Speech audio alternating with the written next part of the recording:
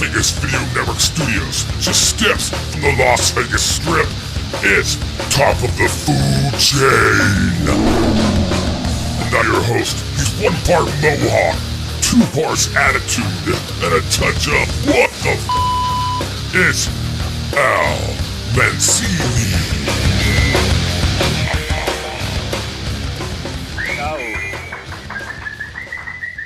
So great when it's only Scott doing the applauding out there. The studio is empty today. I am sad, but have no fear. You're in for a good show. Welcome to Top of the Food Chain at the Vegas Video Network. I am your host, Al Mancini. Much like some of the Chinese cuisine we'll be talking about later on in this show, you may get filled up on me during this half hour, but trust me, you're going to be hungry for me soon. Anyway, we've got a lot to talk about today, but first let's tell you where you can find all this great Vegas Video Network programming. Well, easily enough, VegasVideoNetwork.com. We've got, what, 9 shows now, Scott? 247. We've got 1 billion shows, all at VegasVideoNetwork.com. You can find them at iTunes. You can find them at YouTube. You can watch us on our Roku channel. I don't know. We're pretty much everywhere. You can listen to all of the programming except The Dirty Guy every Friday night. And I'll let you guess who that is. Every Friday, it isn't me, surprisingly. But all of the programming except The Dirty Guy every Friday night will be aired in audio at KSHP 1400 AM right here in Las Vegas. And if you're listening and you have a question for a future show, we've got a chat line. Write this down. Don't take your hands off the wheels. Just memorize it, actually. It's 866-966-4599. If you are watching live right now, get in the chat room. We're going to be talking about some Asian cuisine with one of Las Vegas's, if not the country's foremost experts on Asian cuisine, my good friend Max Jacobson. He'll be here in a moment, so if you want to talk, we're going to start with Chinese and Japanese. If you have any questions, we're going to tackle the basics, or he can pretty much handle any question you have. If you have a question for a future show, you can email that one to us at food@vegasvideonetwork.com. I think I'm done with all the plugs. Oh, actually, no. Let's plug one last thing before I move on to chat with Scott.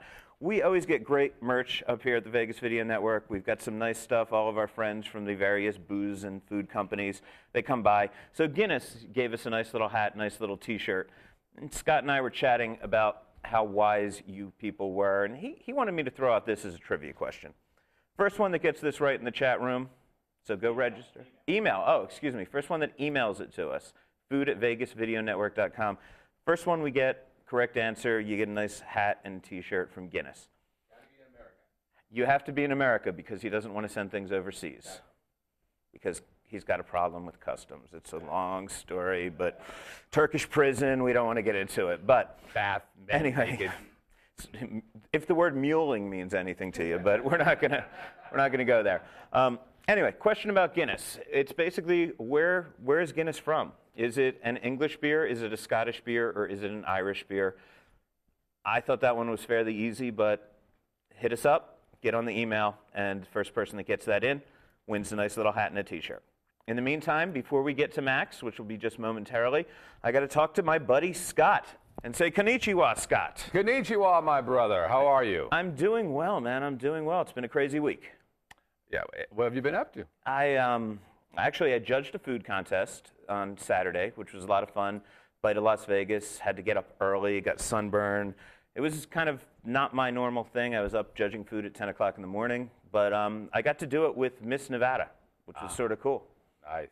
She's a fun girl, man. So you're up at the crack of 10. I was up and working at the crack of 10 on a Saturday. That's unheard of. Well played.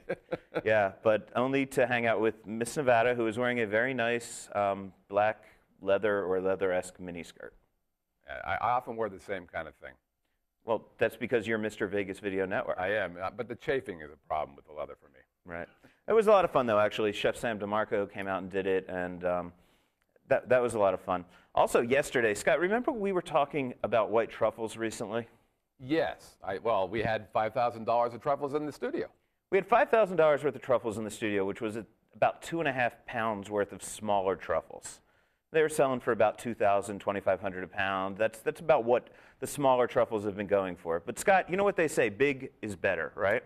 Every time I date somebody, yes. That is what they say, or they say bigger is better. Stop it out. Quit making me cry. Anyway, I went and saw a 1.16-pound truffle yesterday. Yikes. Do we have the photo up there, man? This thing, I mean, just, yeah, that's it in my hand. It's just absolutely massive. And this thing, a white truffle, beautiful, from Piedmont, it sold for, I'm told, they won't confirm it at Caesar's Palace, Guy Savoy, which bought it, but they will not confirm it officially, but I've been told $7,000 for that truffle. So how much money will that truffle bring in for them? It will bring in probably the same amount of money as if they had bought a bunch of smaller truffles, which would have cost them 1/4 the amount of money. Chefs love bragging rights when it comes to white truffles. They want to have the biggest, the best. No one I know in this town has seen a white truffle over £1 here in a very long time. I know I spoke to a chef today who had seen it, but it was in wine country, and his was about £1.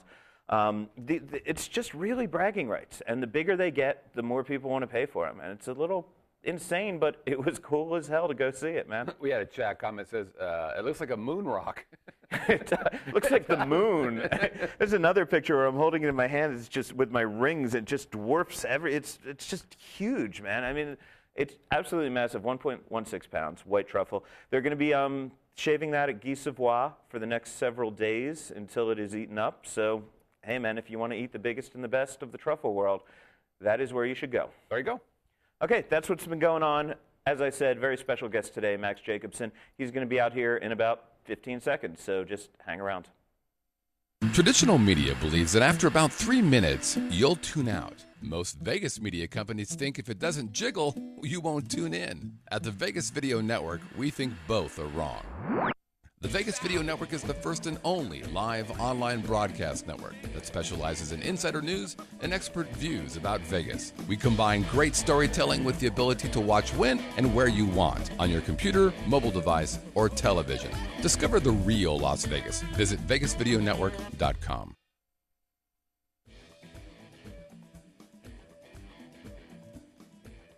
And welcome back to Top of the Food Chain. Did we get the beginning of that? Welcome back, just in case you missed that, to Top of the Food Chain at the Vegas Video Network. My name is Al Mancini. I am your host, and I am lucky enough tonight to have a very special guest. Max Jacobson is co-author of my book, Eating Las Vegas, or our book, Eating Las Vegas, 50 Essential Restaurants. You can read him at 7 Magazine. He also has a blog at unicaworld.com that's called Food Wine Kitchen. Max and I have had some well-publicized feuds or disagreements over the years, but at the end of the day, this man has taught me more about Asian cuisine than years of eating Asian cuisine. He has probably forgotten more about Asian dining than most Asian chefs know. He's the former, I'm kissing your butt a lot here, man, but he's the Feels so good. former Asian foods writer for the LA Times, right? Yeah, that's how I started. I bamboozled Ruth Reichel into giving me a job. Very cool. So you, honestly, you know, we like to get down to basics, but you could give a graduate course in probably 7 or 8 different types of Asian cuisine. You've lived all over Asia, you've traveled all over Asia, and you've written about it for decades, man. Yeah, I've been writing about it for almost 30 years now. Wow, amazing. Well, thanks a lot for coming, man. I appreciate it. Sure, my pleasure. Let's start, before we get into specifics, because I want to start with Chinese food. Because a lot of people only know Panda Express, and that's a little sad to me. But what about Asian cuisine in general? What would you say defines the continent as a whole when it comes to food? Or is it a lot of different diverse cuisines? You know, if I had to pick one word, the word would be balance. One of the reasons why French and Italian and Spanish cooking requires wine is because there's a lot of fat in the cuisine, but there isn't anything to help you digest the fat. So Chinese food is pretty well balanced biochemically. You don't really need wine to go with it. And that's one of the reasons why wine has never really developed as a cult in China. Now they're starting to drink wine, and there are a lot of high-end auction houses in Hong Kong that are selling really expensive wine to Chinese consumers, but they're status-driven. It isn't really that they love grape juice. It's more about they want to have that Rothschild label and show their friends, hey, man, I'm cool. Right. I'm drinking Rothschild. Am I correct in my belief that texture plays a larger role in the food and cooking of Asia than it does in European food? Well, I can't answer that, but what I can say is that the range of textures is broader in Asian cuisine, certainly in Japanese and Chinese cooking, where gelatinous and slimy kinds of textures are very, very highly sought after and prized. And Japanese food, which doesn't have an intense flavor profile, you know, my Chinese friends always put it down, the same soy sauce taste, they always say. But they do have a wide range of textures, and I find that that's what puts people off, not the taste, not the content, just the texture.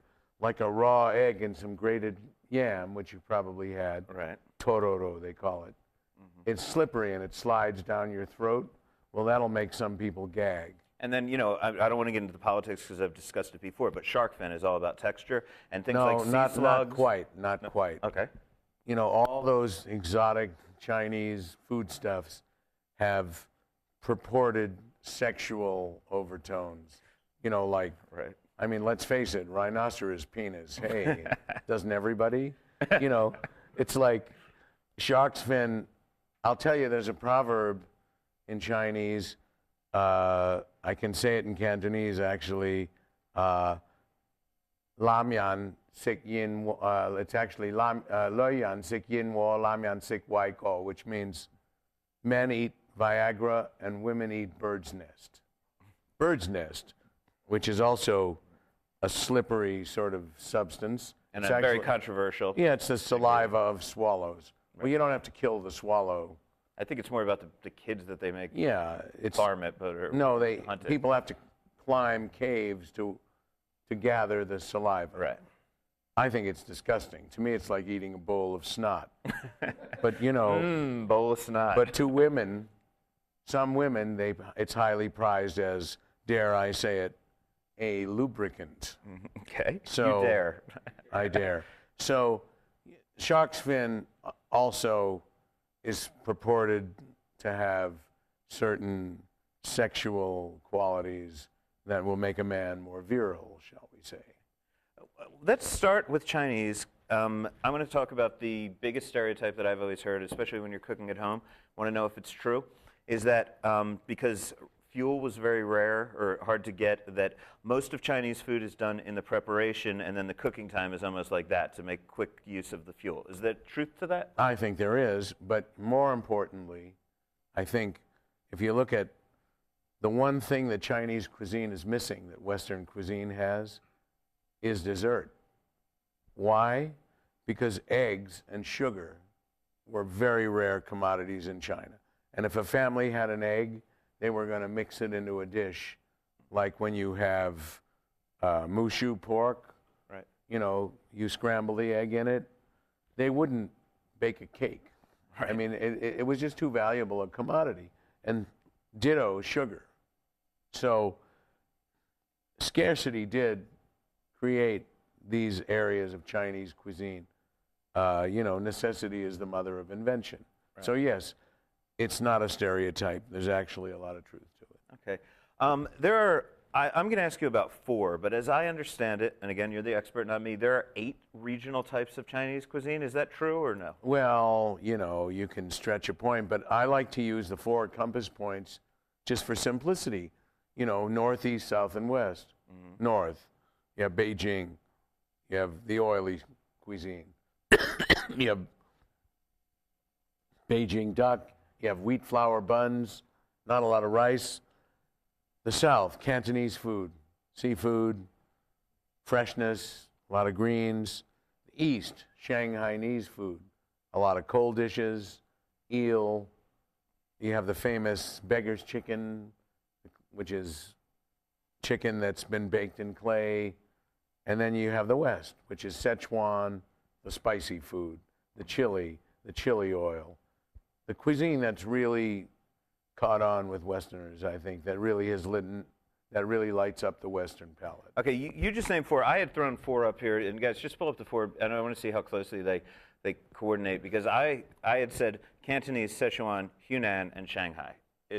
Well, okay. That's what Americans know. Hunan, if you look at the map of China, Hunan is between Canton and Szechuan. Okay. Szechuan, which literally means 4 rivers, Chengdu, Chongqing, basically Western China at the end of the population centers. If you go west from there, you're in no man's land. You're in Tibet, you're in Gansu, you're in Qinghai, really largely unpopulated areas of China.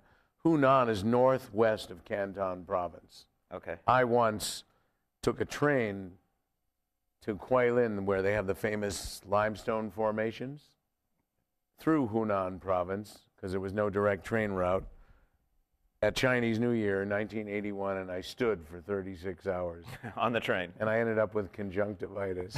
Well, Yeah. that doesn't sound like fun. But Hunan is where Mao Zedong came from, and it's a spicy cuisine. If somebody walks into, again, we're talking beginners, Chinese, if all somebody's used to out there might be Panda Express, and you walk into a decent restaurant or you're looking up a decent Chinese restaurant, where would you recommend starting based on the provinces, those types of cuisine? Well, I just reviewed HK Star at 7, and that is your quintessential Cantonese restaurant where they have the live seafood and, the fish tanks and all that kind of stuff. JJ Szechuan is my favorite little Szechuan restaurant. And again, Szechuan's always going to be spicier type of cuisine, right? Where they have like a float of those mouth-numbing mountain peppers or Fagara chilies. I once popped one of those in my mouth when I was very young, and I was out with my wife, Sue, and we were eating at a restaurant, and I grabbed one of those chilies and just ate it, and she literally thought that I had been poisoned because I just went like, whatever you do, don't eat that pepper. And she's like, oh my God, what's going to happen? We were like 18 years old. And Well, some people have that reaction to MSG, That's true. Scott, do we have a question on the chat line? Yes, we do. Bill wants to know, or he says, my understanding is that Chinese restaurants in America aren't the type of food you'd find actually in China. Is there somewhere in Las Vegas that's more authentic? Well, sure. The Chinese come here in droves now, and they have to eat somewhere. There are a lot of authentic Chinese restaurants in Vegas. We both like China Mama. Yeah, well, that's, more of a Taiwanese place. Okay. But there are so many. I mean, if you just drive down Spring Mountain Road, KJ's Kitchen, authentic Cantonese restaurant. There's How authentic is our Spring Mountain Road? And you, especially having worked, in Los Angeles and Orange County, where I would assume things are a bit more authentic. How does Vegas compare to, say, Los Angeles? Well, I'd say it's still much, much better in L.A., but Orange County isn't better than Vegas. Orange County is like Vegas. It's a diaspora of Chinese immigrants. Irvine is where they're all concentrated. Irvine Chinese food is kind of like Vegas Chinese food, in my opinion. Another question, Scott. Two, first of all, what's the primary difference between American Chinese food and Chinese food? And then Alicia wants to know what you think of ping pang pong. Well, first of all, the primary difference, I would say, is that there's much less of a premium on freshness. For example, Here? No, an Americanized Chinese restaurant. Right. They think nothing of using frozen meats, frozen vegetables to make their stir fries. An authentic Chinese restaurant would never do that. Right. And as far as Ping Pang Pong is concerned, they have very good dim sum. I'm very fond of the owners, Carrie and Kevin Wu. They're great people. Carrie's from Hong Kong and has a hotel school background. She actually went to school in Switzerland. Right. She knows French. And her husband, Kevin, is from Taiwan. And so there's a little bit of that Taiwanese element in what he does. And they really run a tight ship. It's a good show. And you took myself and John there when we had our very first meeting about the book that we did, and it was great. And I want to get to dim sum because that is what you ordered for all of us, and Carrie came and brought it around. Dim sum, I feel, is sadly misunderstood by maybe 90% of America. They think of pork buns, those thick, gummy kind of bready buns that you get when you order in the suburbs, and they've got pork in the center, and that, of course, is one type of dim sum, but that's just the tip of the iceberg, really, right? Well, you know, the Chinese they don't say dim sum, they say yum cha, which means drink tea. It's a social kind of an event. They go much the way that American friends might gather at a Starbucks to drink coffee, and the food is, to some extent, it's secondary. Right. The tea and the company is central.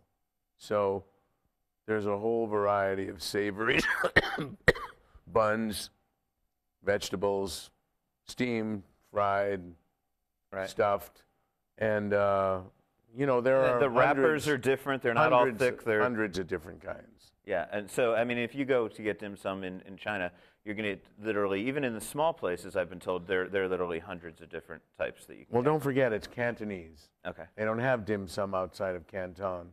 And the other thing is that it's not eaten after 2 in the afternoon. And dim sum is something you eat basically from 9 a.m. to 2 p.m. Before 9 a.m., if you want to have a Chinese breakfast, Chinese might typically have something they call a long donut, youtiao, which means an oil stick if you translate it, but not the one you put in your Mercedes, and a bowl of soy milk, which is not my favorite breakfast. But I remember when I first moved to L.A. with my Chinese friend, and he kept telling me, American breakfast, how boring it is. Bacon, eggs, every day the same thing. And I had to agree with him. Chinese breakfasts were so much more varied, so much more variety. If you're going to give somebody advice when they walk into a Chinatown restaurant here in Las Vegas on a dish that would blow their minds because it's nothing like what they've had in Americanized Chinese places in the suburbs, but yet would still be approachable for them, is there a dish that you could come up with? Well, sure, there are lots of them. There are lots of really simple dishes, like salt and pepper fried pork chops, a great dish. These served with a little heap of spicy salt. It's basically just a fried pork chop, right? But it's great. Excellent. And I would say I love Chinese sausage, so if a place served steamed chicken and black mushrooms and Chinese sausage in a rice bowl, chicken, mushrooms, and sausage. I mean, what's weird about that, right? It's not fish lips on toast. It's not Everybody 100-year egg or something. No, none of that salty egg, none of that, sea cucumber, which is kind of weird. Let's face it. It's like a slug, basically. I mean. Well, no, it's a plant, but it's gelatinous. It tastes like you're eating. To me, it tastes like a Super Bowl. Okay. I mean, I don't get it, but hey, I'm not Chinese. Well, look, man, thanks. We're going to take a quick break and talk a little Japanese in just a second. We'll be back right after this one. This is David Ivey from Pub Crawl. It's funny because this is David from. You should just leave it on. Hi, I'm David Ivey from Pub Crawl, and you're watching the Vegas Video Network.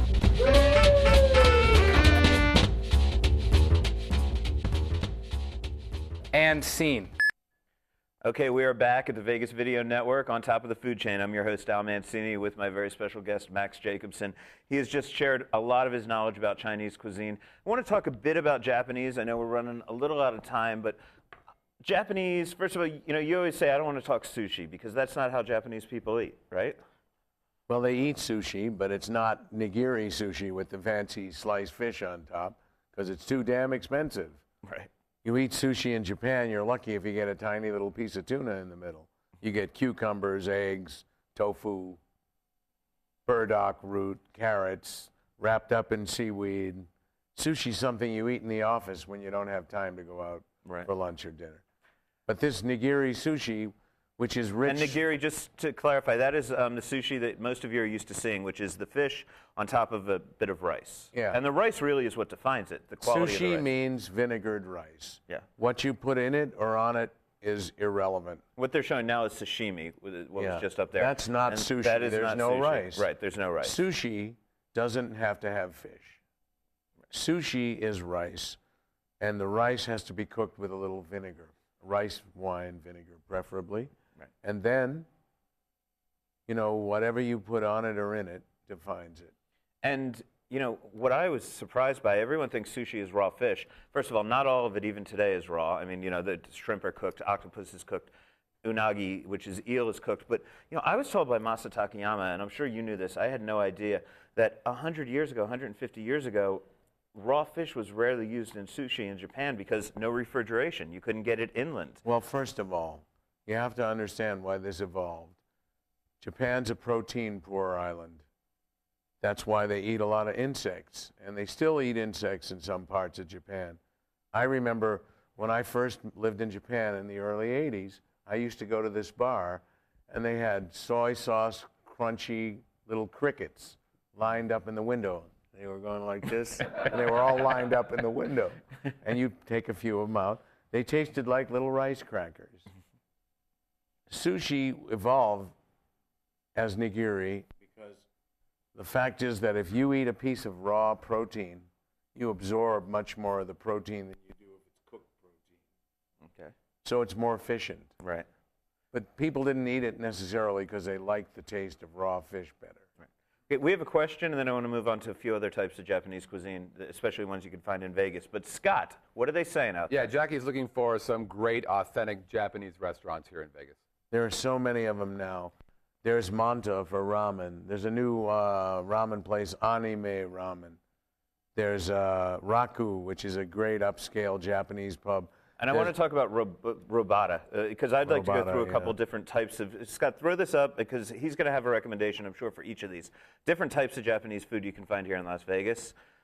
We've got sushi and sashimi. We spoke about that. Teppanyaki, that's the hibachi, you know, the throwing the knives. That's something that sort of came about around right before World War I in Japan, when they started getting Western beef, where they griddle all the foods. And Benihana of Tokyo, of course, made the form well known in the United States.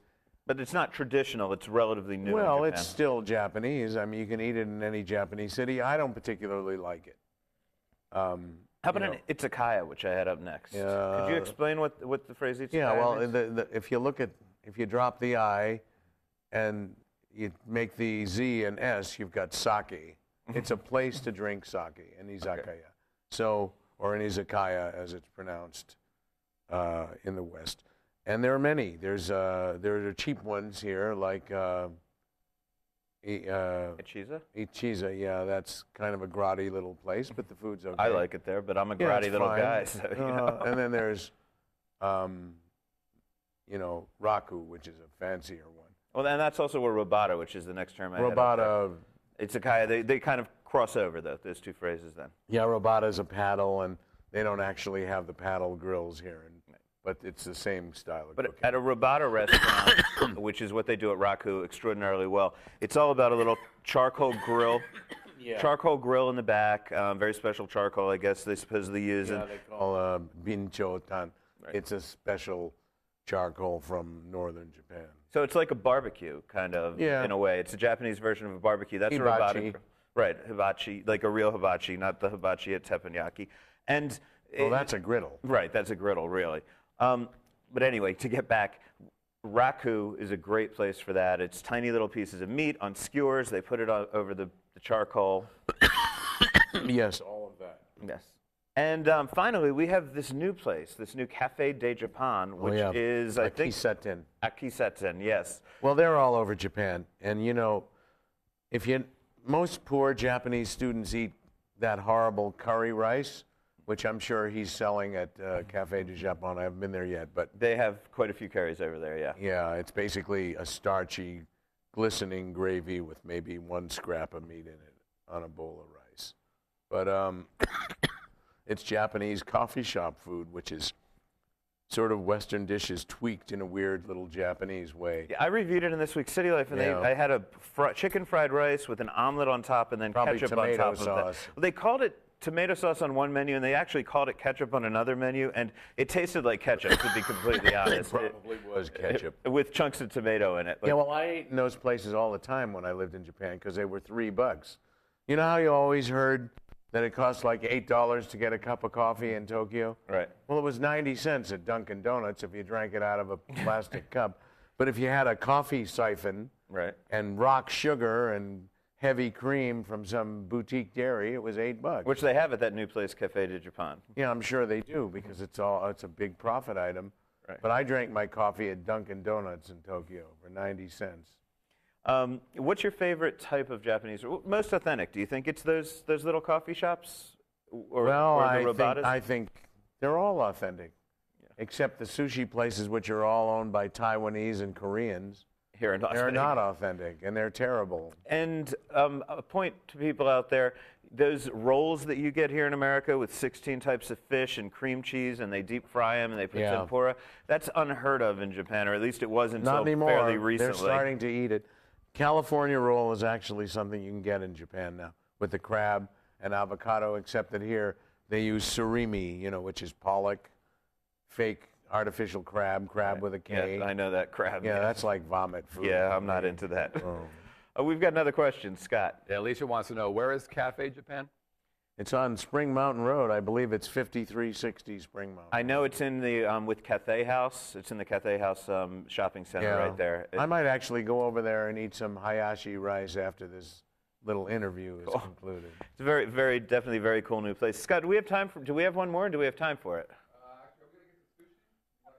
You want to talk about the different types of sushi? Well, all I want to say about sushi is that there are places like Sen of Japan, which is owned by a Japanese chef, which is terrific.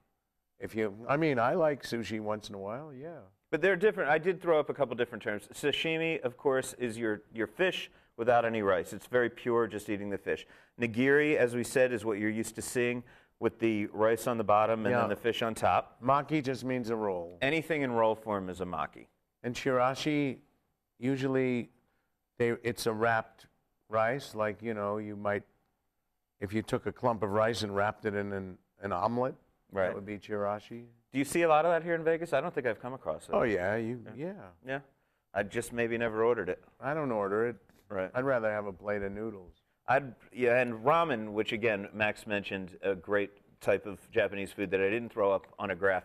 But don't think ramen noodles like you ate when you were starving in college and they cost 50 cents. I mean, Manta makes absolutely exquisite ramen noodles, and that's right down the street, actually 2 doors down in the same shopping center as Raku. Yeah, Manta's really good, and I don't think they use a whole lot of MSG either, but they use some. Yeah, but it's wonderful, and nothing in there is going to cost you more than, you'd have to really try to spend $11 or $12 a person in that place. That's about right. It's always crowded. And I like Big Wong next door, too. I haven't tried Big Wong yet. Shrimp wonton. Well, look, man, Max, I know you're a little under the weather. I really appreciate you coming out. Well, I'm coughing. That's okay, as long as your voice Picked up a little back. cough in Helsinki. Well, hopefully you didn't give it to me, but if so, it was worth it. It was great having you here. Sure. Again, you can check out Max every week in 7 Magazine. You can go to unicahome.com. He's got a blog called Food Wine Kitchen. You write for all sorts of other people. Just seriously Google Max Jacobson, and you will find something cool. Tomorrow we're going to have a mutual friend, next week we're going to have a mutual friend of ours, Anthony Curtis, will be here talking about some of the best bargain dining here in Las Vegas. Cool. And we're probably going to have another guest. Not sure quite who it'll be just yet. That's what makes this show so much fun. It's full of surprises. Let me just, before we sign off, say hello to all my friends on the island of Malagasy, where hundreds of thousands of gibbering natives keep my image in their huts. Are you a god there? I didn't say that. Anyway, if you want to read the first edition of Max and my book, Eating Las Vegas, the 50 Essential Restaurants, you want to buy it within the next 2 or 3 weeks. I'm sure it's on sale at Amazon. The second edition is coming out in about a month, but hey, let's face it, you want the original, so make sure you get one of each. I, in the meantime, am doing all sorts of silly things. You can follow him at almancini.net or follow me on Twitter, almancinivegas. You got a Twitter account people should be following, Max? Ask Max Jacobson. Okay. AskMaxJacobson. Great, guys. Thanks a lot for tuning in. I'll see you guys next week.